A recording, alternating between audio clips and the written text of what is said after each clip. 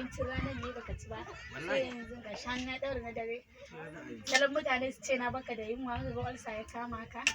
Ba komai, na don kashi ya tashi a jikin abincin nan. Hannuna ne. Yasan Allah saboda da abincin nan ko kishiya ba dan ƙara miki ba. Ai yasa nake ƙara son ka. Amu alaikum salam. Ina wuni fa baban Abba. Lafiya lau amarya. Yawa sai amarya.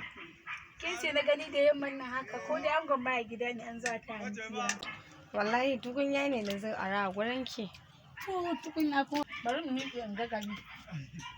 Kina amarya kin zo a ran tukunya a guri na? Wallahi wani kawai in an ka zuba ruwa ciki yana yoyo ne. Shi yasa ni ce bari. Ina kika sai tukwanen naki? Wallahi bakin layi. Kaji kike ma game da mai sai da tukunya nan bakin kasuwa gurin kotu game da mai sai da tukunya ne?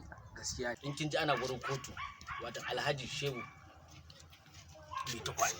Shi kadai gare mu kwallin kwal a garin Najeriya gaba daya. Ai amarya ina ga miki tukunyan bawon Allah nan tukunya ne mai kyau. Gashi kwata baya tsatsa.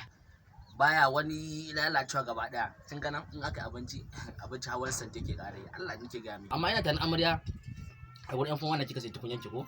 Gaskiya gurin yan fon wannan ta sai tukunyan. To, an ba gurin yan fon wannan ba za ki je ki sai tukunya ki ce ko wata bai yi ba da auren ku za ta ya kule. Hawa da Allah amarya. Bari ki ji shekara na 5 kenan da aure. Gashi ban taba ganin tukunya na yayin mun wani wai alaman wayo ko buliya ko wani abu ba. Tukunya na yana nan zanzan. Bari ki ta suyan gyada nake a ciki ba yashi. Kuma kina ganin tukunyan shi ko bai cika yin baki ba ko wanda kika gani ko na kai shekara 3 ban wanke bayan shi ba shi sa yi bakin nan.